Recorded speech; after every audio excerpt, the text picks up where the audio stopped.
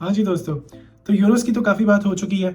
मुझे लग रहा है कि कोपा अमेरिका कहीं न कहीं, क्योंकि हमारे एशियन रीजन में बहुत ज़्यादा लेट स्टार्ट होता है, तो कहीं न कहीं उसको हम मिस आउट कर रहे हैं। और मैं भी पर्सनली अगर आपको सच बताऊँ तो ऑब्वियसली मैं भी बहुत ज़्यादा उसको फॉलो नहीं कर पाया हूँ। कहीं न कहीं मैंने भी मिस किए हैं कुछ मैचेस।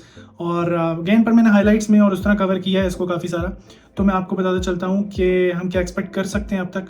ऑब्वियसली हम सबको पता है कि जो 4 टीमें सेमीफाइनल तक पहुँच चुकी हैं वो हैं अर्जेंटीना, कनाडा, उसके अलावा कोलंबिया और यूरुग्वे। बट आज हम बात करेंगे फर्स्ट सेमीफाइनल में, जो फर्स्ट सेमीफाइनल की, जिसमें अर्जेंटीना वर्सेस कनाडा है।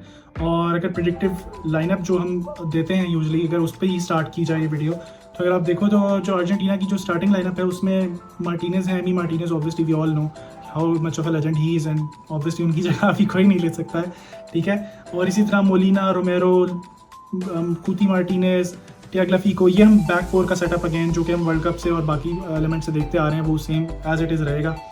मिडफील्ड में मुझे लगता है कि डिपॉल, पेरेडिस और मैकलिस्टर खेलेंगे। और in the front three obviously it could be Di Maria, Messi and Alvarez. अब मुझे समझ नहीं आ रही कि डी मरिया या अल्वारेज में से किसको मिस आउट करके लोटारो मार्टिनेज को लेकर आएंगे। But it will be a very very difficult decision अगर ये लोटारो मार्टिनेज को बेंच करते हैं या फिर अल्वारेज को बेंच करते हैं या डी मरिया को बेंच करते हैं। But I think Di Maria start करेंगे alongside Messi. Maybe Alvarez can be benched और इधर वे अराउंड, और लोटारो मार्टिनेज स्टार्ट करें या फिर लोटारो मार्टिनेज बेंच से आ सकते हैं 55-60 मिनट पे।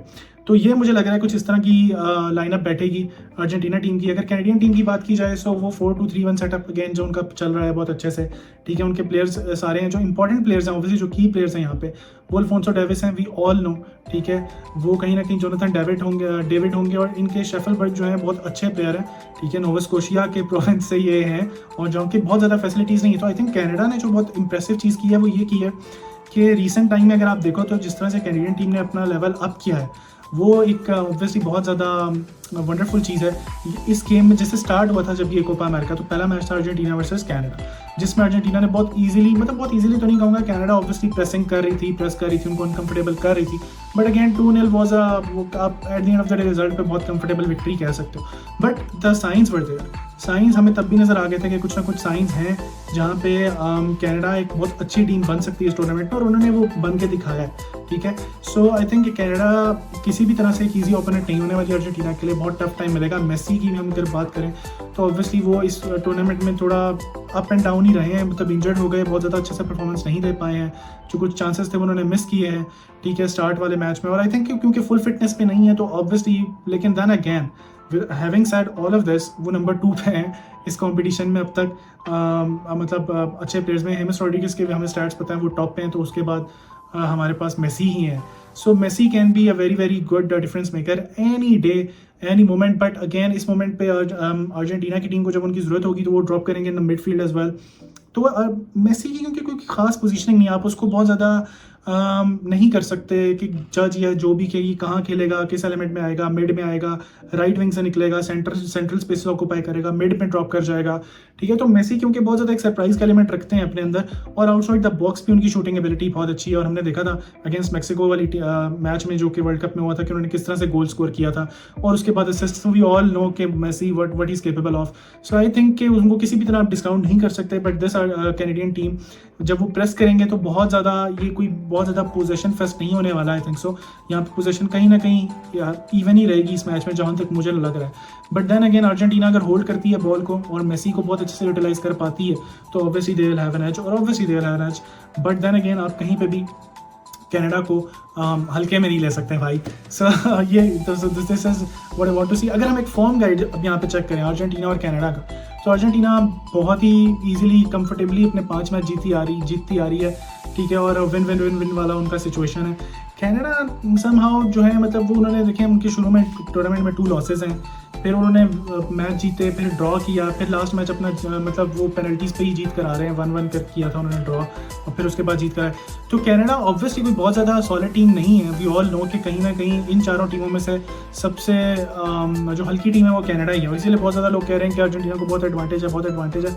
बट एडवांटेज के साथ अगर मैं बात करूँ तो कनाडा हाई प्रेस करती है, सिचुएशंस में बहुत डिफिकल्ट भी कर सकती है, बहुत डिस्टर्ब भी कर सकती है।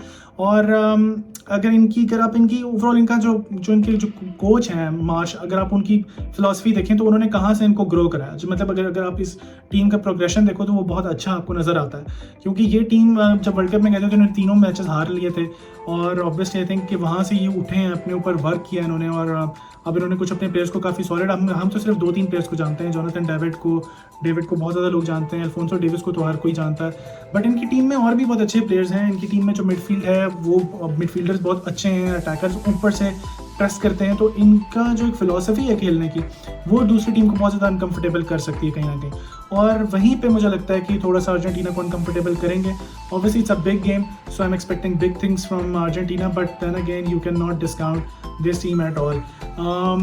कुछ और एक्सपेक्टर्स की बात करता जाऊँ इन सारे मैचेस में, तो आई थिंक सो कि कहीं ना कहीं हमें अर्जेंटीना भी बहुत ज़्यादा कन्विंसिंग नज़र नहीं आई है, जो कि एक सीधी सी बात है।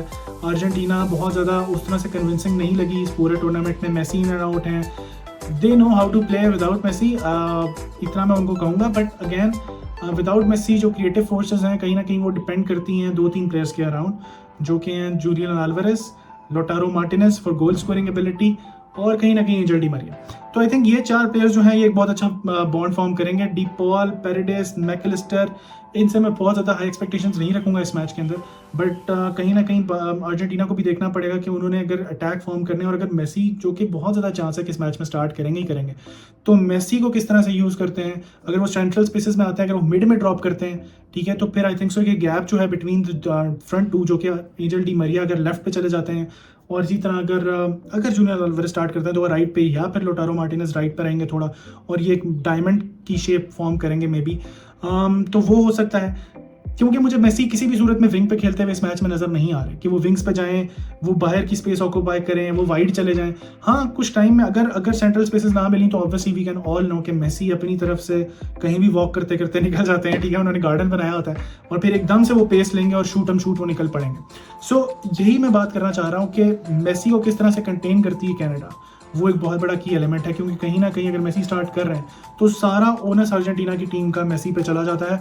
भले आप कहो कि अर्जेंटीना की टीम बहुत ज़्यादा मेसी डिपेंडेंट नहीं है, बट वो है, ठीक है, सीधी सी बात है। जब आपके पास एक ऐसा प्लेयर खेल रहा होता है जो कि हर चीज़ कर सकता है, तो आप उस पर ना चाहते हुए भी डिपेंड करते हो, आप ना चाहते हुए भी आप चाहते हो कि वो वाला प्लेयर सबसे ज़्यादा टचेस ले उस मैच में, और जो कि मतलब बहुत ज़्यादा कॉमन सेंस की बात है। ऑब्वियसली आप चाहोगे कि जो आपका ऐसा प्लेयर जो कि क्रिएटिव भी है, जो कि फॉरवर्ड रन्स भी ले सकता है, जो कि थ्रू बॉल्स भी निकाल सकता है, जो कि शॉर्ट पासिंग से भी गेम बना सकता है, जो टेक ऑन्स भी कर सकता है, ठीक है, जो वाइड स्पेसेस भी ऑक्यूपाई कर सकता है, जो मिड सेंट्रली भी खेल सकता है, जो कि तो आई थिंक सो कि ऑब्वियसली आप अपने इस प्लेयर को किसी भी सूरत में ये नहीं चाहोगे कि हम उसको गेम से थोड़ा बाहर रखें। तो ऑब्वियसली अर्जेंटीना की टीम का सारा होना यही रहेगा कि जहाँ पे भी मेसी जो भी स्पेस ऑक्यूपाई कर रहे हैं उस चैनल से बॉल बनाने की कोशिश करो।